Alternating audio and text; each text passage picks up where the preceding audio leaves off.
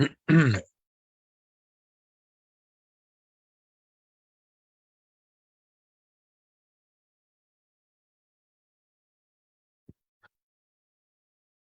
right.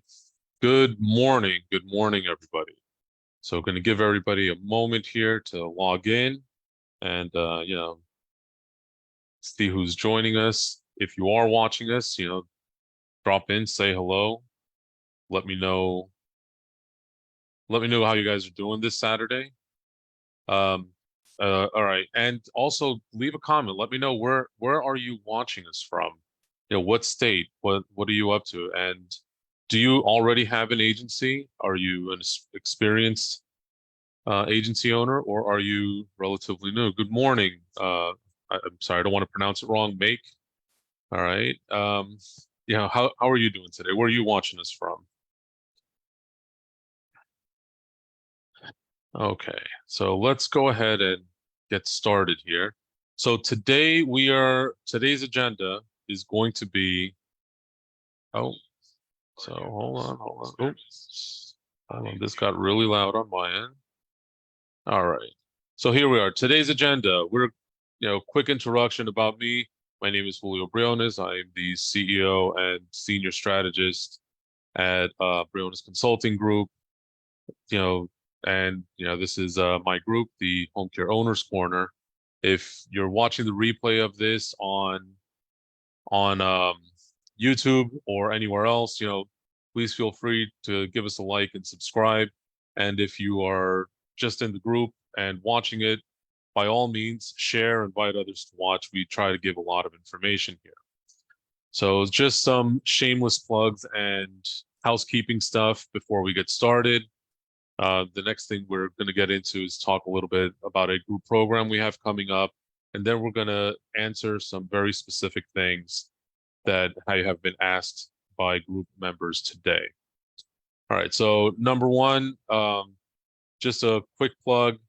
We have our mentorship program, coming up. It is an eight-week program that covers, how to get clients, how to get caregivers, and how to operate. All right, the program is $750. The Founders Plus program, which is the upgrade, is full, so I'm not even going to talk about that right now.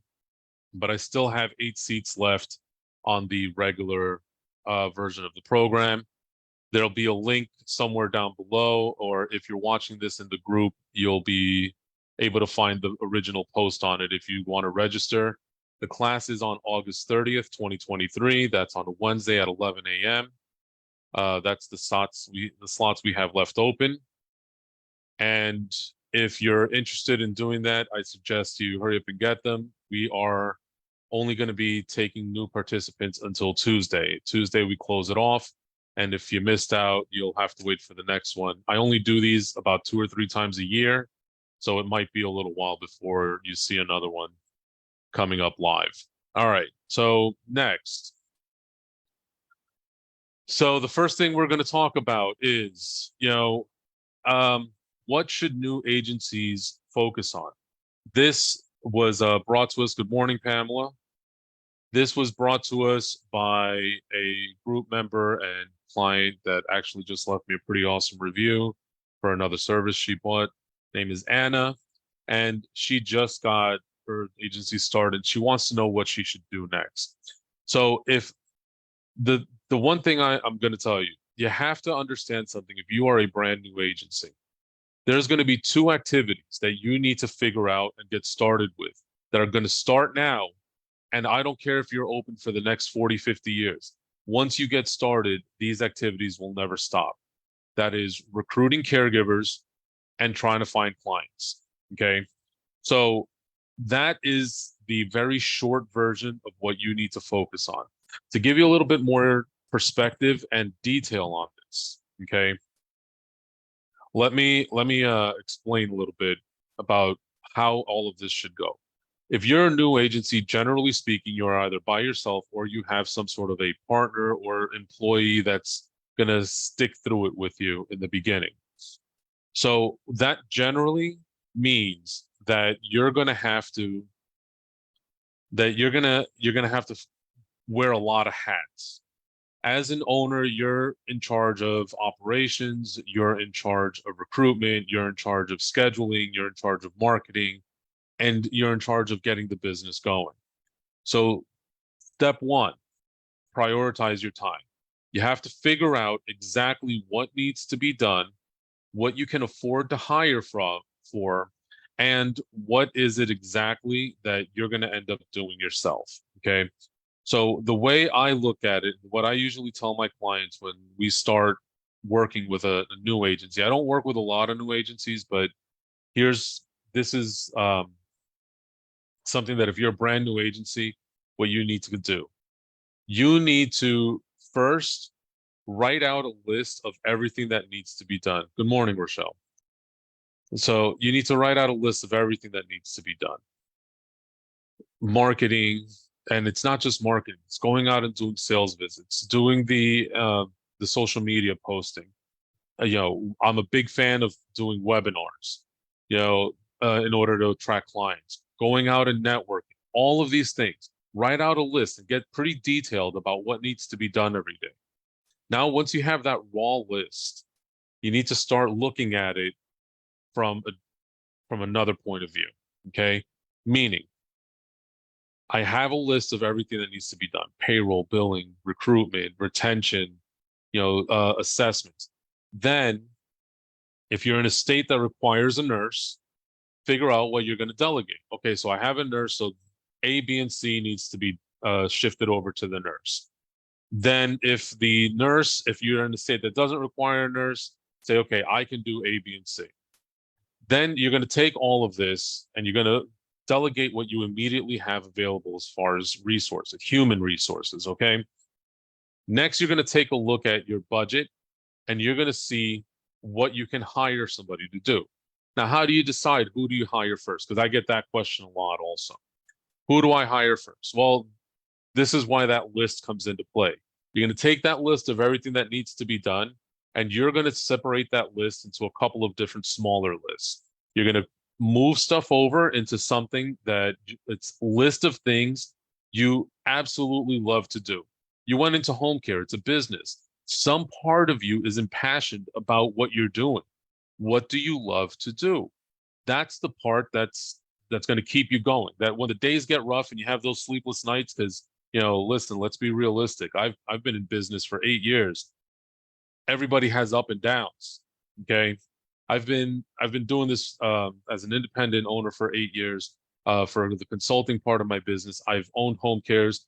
I've run franchise systems in the past. I understand the sleepless nights. Figure out what you love to do. That's what you need to focus on. Then the next list you're going to create is things that I really don't like to do, but I can tolerate as long as I need to until my revenue comes up. Okay, so like I'll use myself as an example. All right. I love teaching, guiding, and consulting people. I am not the biggest fan of going and doing senseless outbound sales calls, but I'll do them. Okay. And what I mean is like cold calling. I don't think anybody's a fan of that, but this just applies to my business, not necessarily to home care. For you, it might be look, I've worked with a lot of owners that don't want to go and do the boots on the ground marketing. Like they'll do it if they have to, but it's not really their favorite activity. And then the third list that you're going to create from that monster list is the things that you absolutely do not want to do. Those are the things that are going to make your business turn into a job. Hear me. I'm going to repeat that again in case you didn't understand it.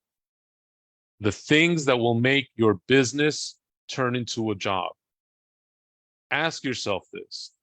Why did you quit working for someone else and start an agency? Most of the time, it's because you hate your job. Okay? You'll love what you do, but you hate your job.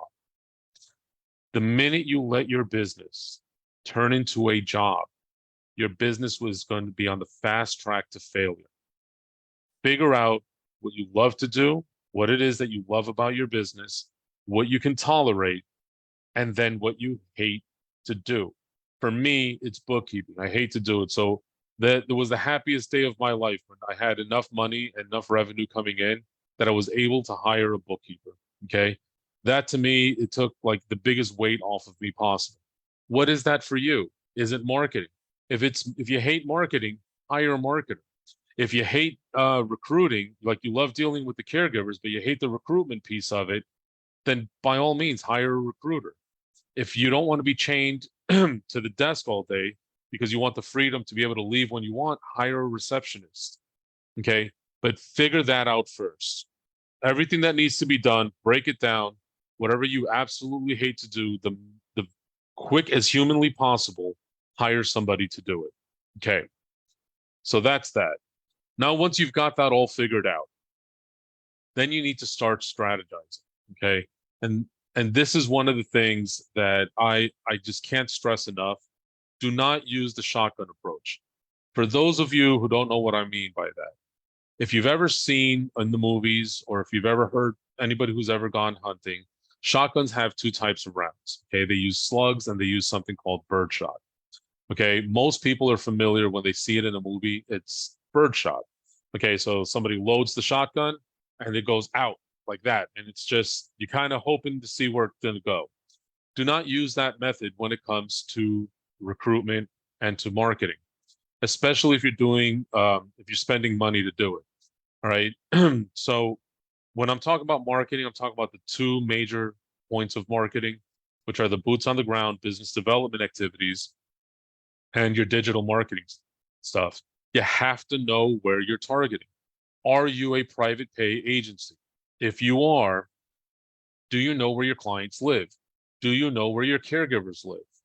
You know, have you ever taken the time to do an analysis of of your territory, whether you're private in agency or if you're a franchise? It doesn't matter. You still have a territory.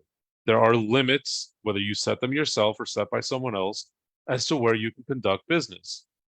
Excuse me a moment.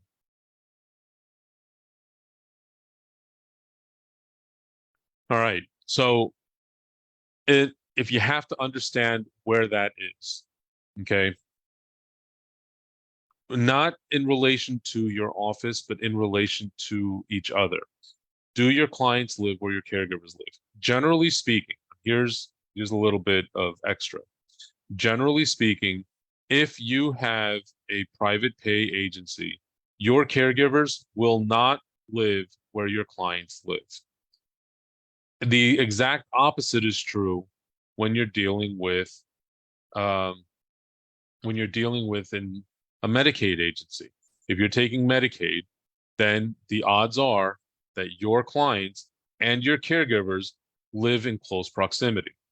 This is why, one of the many reasons why caregivers that work private pay are not the same caregiver that's going to work Medicaid for the most part. It's not 100% true in every single instance before I get corrected, because I always get somebody trying to correct me on that.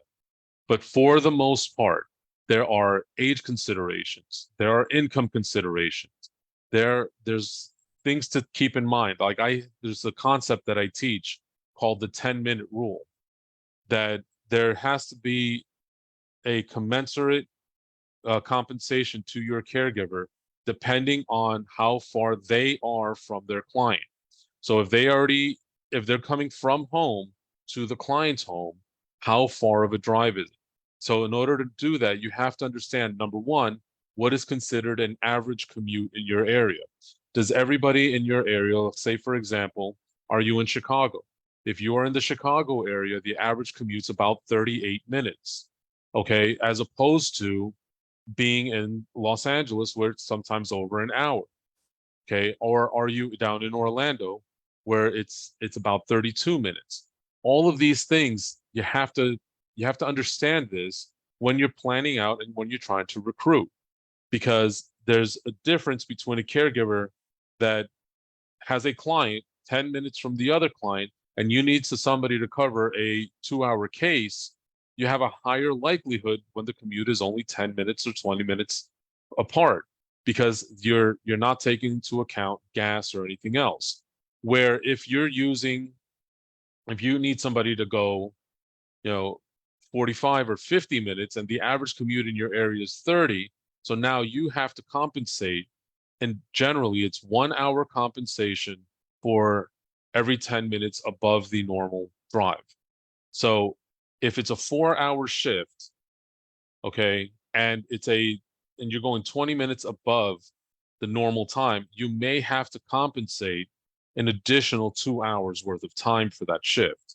Okay, now there's 100 ways to do it, and I do get into all of this in my classes. This is too big of a concept to get into now, but essentially, this is how you got to do it. It doesn't always mean more money per hour, because one thing that a lot of people, especially younger business owners, I'm not talking about in age. When I say young, I mean newer to the industry, that people tend to they don't tend to think about when, depending on what state you're in, a dollar isn't actually a dollar. A dollar could be as little as 70 cents or 60 cents because of taxes.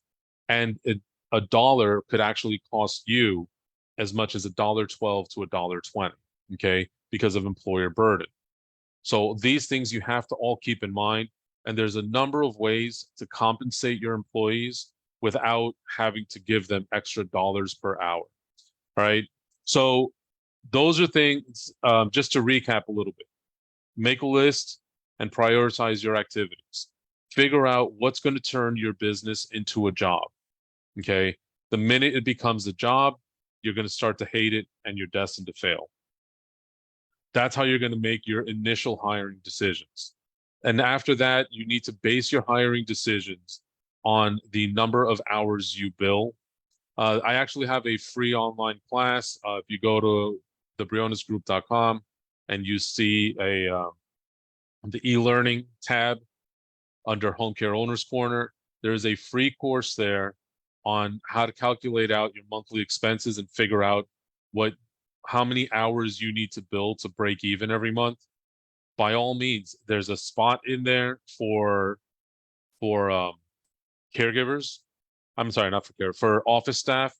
Put it in there, how much you can afford to pay, so you can see how many hours you need to bill. So for example, if you're paying somebody $60,000 a year, that's going to cost you roughly $5,200, $5,800 a month, depending on your state and what taxes look like.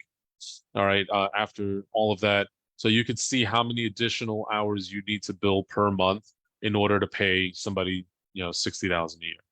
All right. So take advantage of that. It's completely free, doesn't cost you anything. I strongly suggest you do that. So that's one. Figure out your priorities, break down the activities that need to be done. What do you hate to do? Start planning out how you're going to hire someone. Next, take a really solid look at your territory. You have to understand clearly where your caregivers live and where your clients live.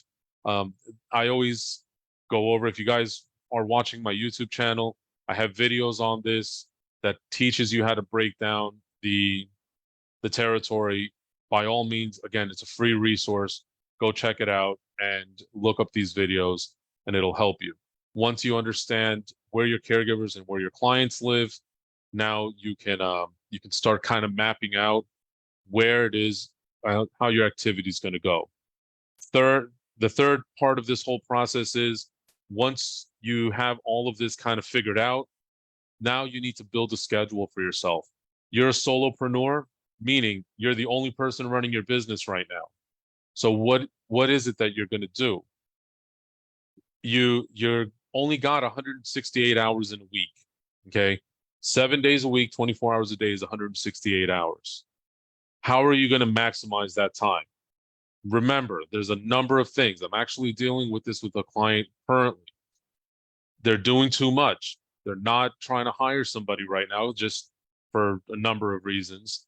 They have the funds to do it. They have an issue letting go, but their failure to look at how to grow their business and expand and putting things in place and failing to properly manage their time is causing issues in their personal life. Okay. So there's 168 hours a week. You need to sleep. You need to eat.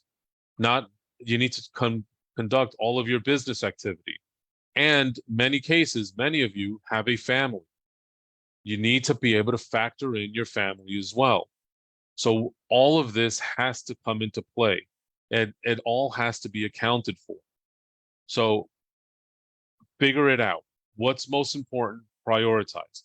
You need to market? Great. I'm going to tell you, I've worked with people that we've built out schedules where they're only marketing about 15 hours a week, and they've been able to achieve about $1 million agency in about a year's time. Okay, it's not about how much time you're dedicating to the activity; it's how precisely you're doing. Understand who to target, understand where to go. You need to recruit. Well, you should either look into doing a recruitment campaign internally, going out, visiting employment centers, visiting caregiver training schools, things like that, or you're going to develop a smart approach to um, to recruitment. You're going to use agencies like one of the group members. One of the group members is actually a couple of them. They own a company called Augusta.care. They have a great recruiting platform. You may want to look into something like that. If it's in your budget, there's a number of other recruitment things you can do. You can look into different companies that will help you with the recruitment process, will help you with pay-per-click. I have a whole theory on digital marketing when it comes to, home care for recruitment and everything else, but that's not really for today. So again, understanding all of this is what's going to help you get through it. So now we know what's got to be done. We figured out budgets. We know we've taken a look at where everything is. The next major activity is plotting it out. Okay, we've built a schedule. Now we got to plot out what we're going to do. If you're going to market, figure out where the hospitals are, do your research. CMS.gov, great website. Take a look through it. Go in and understand what services are being provided in your local community. Work smarter, okay? And that, in a nutshell, in however long we've been talking so far, is what you should be focusing on if you're a new agency. Please remember the number one rule when it comes to all of this. I don't care if you are in home care. I don't care if you're selling oranges on the corner. At the end of the day, when you own a business, it is not a job. Don't just think that your day is going to end at 5 p.m. and it's going to start precisely at 9. Do not think that you're going to come in and my job is only to schedule caregivers. And that's it. That's where your job ends. That's not where your job ends. There's a lot of things that have to happen. There's a lot of simultaneously moving parts, okay? And you have to understand that sometimes you have to figure out how to split yourself in two. Now, how do you do that? Well, Julio, you're crazy. Cloning is not even legal or ethical. No, it's not about cloning yourself. It's about understanding how to use your resources. As a final thought on this specific topic, all right, what I am going to say is you have two ways to grow your home care agency. You're either going to throw money at it or you're going to throw resources at it. What do I mean by that? I mean that you're going to take the time to do the work yourself, or eventually you're going to find somebody to do the work for you. And that's all. Before I move along, there's for those of us watching live, if anybody have any questions on this that you want me to answer, because if not, I'm going to move along to the next topic. All right. So because there's a slight delay on my end from there, if you have any questions, pop up, type them into the comment section below, and I will answer them when I get onto the next section here. All right. So in the post that I put yesterday, one of the group members, Anna, asked, "What is your opinion on setup or processing fees that cover the time it takes to set up a care plan and all the paperwork? I know of a few agencies who are doing this to reimburse the time spent on setting up a client for care. That way, if the client cancels, the agencies are paid for their time and it reflects the seriousness of the client's commitment. And then, of course, there's a few people that made a comment on this. So before anything, if you're a home care agency owner and you have other home care agency owner friends, give me a thumbs up if you do this already, or if you know of agencies that do charge for that in-home.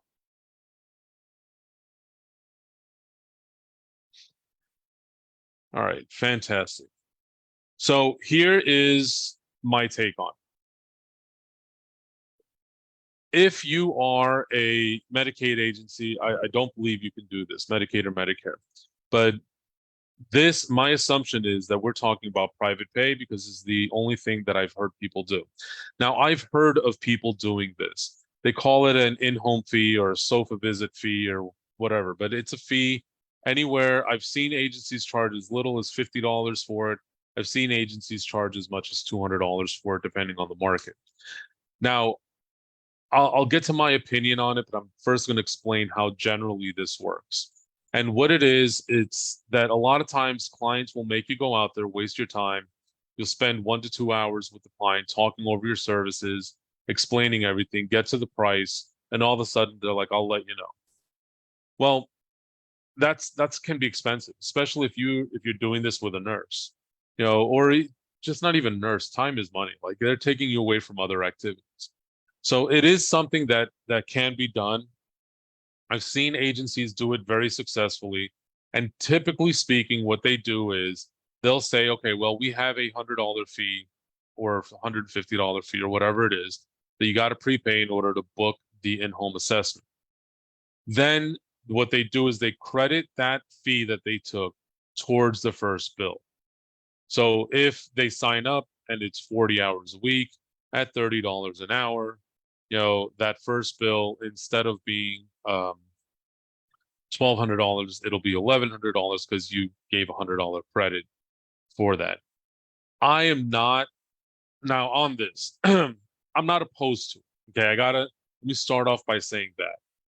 But now here is where understanding your market is going to be extremely important. And doing proper market research is really going to benefit you. Okay, and I'm speaking to you particularly, if you are in an area that a lot of agencies are doing this, meaning it is commonplace, and it's not just for Anna, it's for anywhere in the country. Because I know of a few markets that they really do this quite a bit. If you are in a market that this is the norm and you want to get ahead of your competitors, a great differentiator in your marketplace would be to not charge the in-home fee. Okay. If I'm in an area and I'm competing against 40 other agencies and 39 of those agencies are all charging for that initial visit, my differentiator is I do not charge for that initial visit. I will come in and we will talk about service. It's no obligation, no cost to you. If you don't want to, great. Because my focus at that point will not be on coming in and just making a quick $100. My focus will be on improving my skills at closing, at converting that intake into an in-home, converting that in-home into a signed client, and then getting that client staffed as quickly as possible. That would be my focus. The skills needed to assure a sign up. Okay, not everybody's going to sign up with you. That's just a fact of this business. But if you understand your client and if you are properly targeting your client when you're going out to market, if you are properly educating your referral partners on how to work with you and you're understanding how to work with them, and all these things are lining up properly, then it's not going to be an issue for you to sign these clients, because a qualified lead is worth more than 1,000 unqualified leads. Because the fact is, if we're going to look at this, if you're a brand new agency, you're looking at an average 50% conversion rate, meaning somebody calls looking for services, 50% of the time, you should be able to get in front of them. You should be able to schedule that in. Okay. If you're a seasoned agency, that number bumps up to about 70 to 75%. Now, once you're in front of them, even if you are an inexperienced agency, you're looking at about a 65% conversion rate, meaning out of every 5 people you're in front of, you should be able to sign up 3 clients. Okay. But if you're a seasoned agency and the referrals are coming from a trusted referral partner, you should be walking out 90% of the time with a signed agreement and ready to start services. Because that's why I will always stress, good morning, B Loves Home Care. This is why I always stress incredibly hone your skills, educate your referrals partners. And as much as we live in a digital world, as much as I do think that, and I do agree with the Home Care Pulse study, that the number, I think it's number 3 referral source right now, the way to grow your business is through digital means. And a lot of that has to do with the influence of COVID. But we are seeing that moving back to traditional marketing and traditional referral-based marketing and business development activities, they are still king. You're still looking at about 60 to 70% of all your clients should come from referrals, whether that be client referrals because you're doing an amazing job and you're properly nurturing your existing client base, or you're going out and doing your proper business development activities.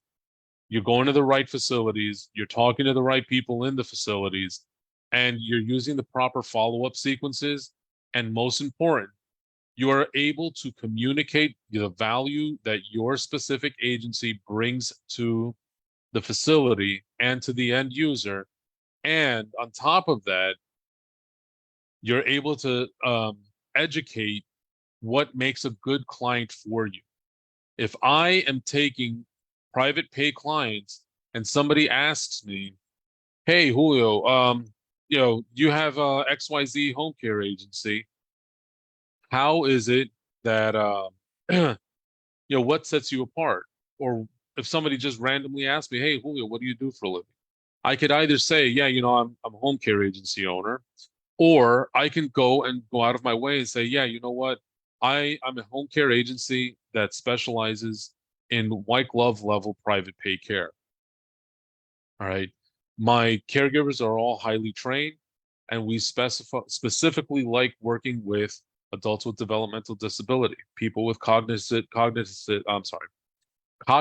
disorders. My mouth did not want to work right there. Cognitive disorders such as dementia or Alzheimer's disease or TBI. Or if I am sitting there working, am I working with specifically, mothers, women who recently gave birth, whatever it is, pick a lane. Your home care agency, you'll take just about anybody. But remember, your client is never, any old person with money. That is not your client. You have to be pretty specific. The difference is, here's the best way I can do this. Let's say you end up having a minor heart attack.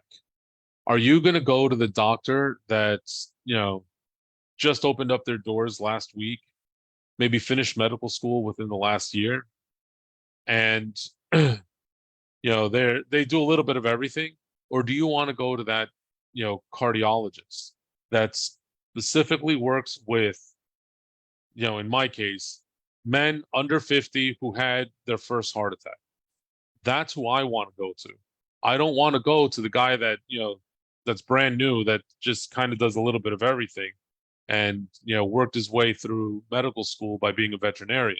That's not my idea of a good time. So these are the things that you want to do. Make sure that so that's in short, this is my opinion. do it. It's a business decision. There's nothing wrong with it. You can achieve a lot of success. But if if you're looking at it from the perspective of a lot of people in the area are doing it, great. But make sure that you have a solid differentiator. If everyone in my area has an answering service for on-call overnight, I'm going to make sure my office staff has on-call because this gives a direct communication line to me. If everyone in my service area is is offering dementia care, well, great. Why do I want to compete in a pool of 100 when I can say, hey, listen, I specialize in helping people recover from stroke. Now I have something else to go with. Understand your market, understand what will make you valuable, and you'll be able to excel no matter what. This is as a final thought, okay, for this video before we wrap it up and open up to questions. I saw a post earlier this morning where somebody was, they were just floored that a barber was charging $1,500 for a haircut. All right. They actually took the post, they shared it, and they commented on it. Here's the thing with that, and this is what my answer was, and it applies to this situation. When you have a service and you figure out a way to make yourself more valuable, in this particular gentleman's case, he went to his client. He charged $350 per hour. The client had said, hey, this is what I'm looking for. He's like, I want a specific type of haircut. I want my beard trimmed, everything else. And he calculated out that it was an hour's drive. So because of all of this, he figured out this is the clients that I want. I want somebody who can afford $1,500 for a haircut. I want somebody who understands the value of me going to their home to cut their hair. There's no line. There's no waiting. It's private. You can go and shower right after. And I want that client. And that's what you need to ask yourself. Okay. Again, if you look through the videos on my YouTube channel, I talk about pricing strategy in a couple of videos. And that's something you have to keep in mind. All right. Do you want to be a discounter? Meaning, are you at a race to the bottom? Do you want to be competitive? Or do you want to sit and be the premier service? Once you make that all-important initial decision, then from there you'll easily be able to go.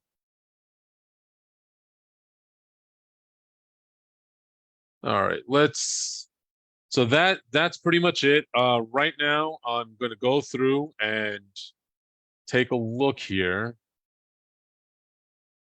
All right. If anybody has any questions, feel free to drop them in the comment of this video if you're watching.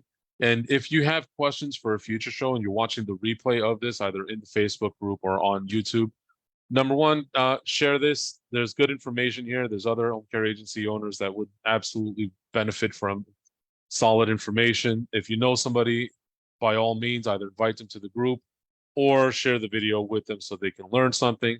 And if you are watching us on YouTube, please give us a thumbs up, leave a comment below. It helps the algorithm and it helps the information get to more people. So here we are, B Loves Home Care.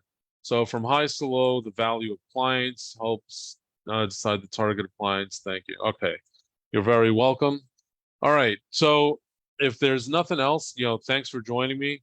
I still haven't decided as to whether we are doing this every Saturday or if I'm going to just alternate one week it'll be during the week, 1 week on a Saturday. This way I can also spend some time with my own kids. Let me know in the comments below. Let us know what are your thoughts? Would you like to see us keep doing this on Saturdays? Or do you want one during the week also? All right, so that's all for today. Don't forget the program is filling up. We've only got 8 seats left out of 20. So register. The links will be somewhere in the description once I get all of this done. If not, if you're watching this on Facebook, there's a couple of posts in the Facebook group about it if you want to register. We will keep registration open until the 29th. All right. So thank you, everybody. You guys have a great rest of your weekend, and hope this was all helpful to you.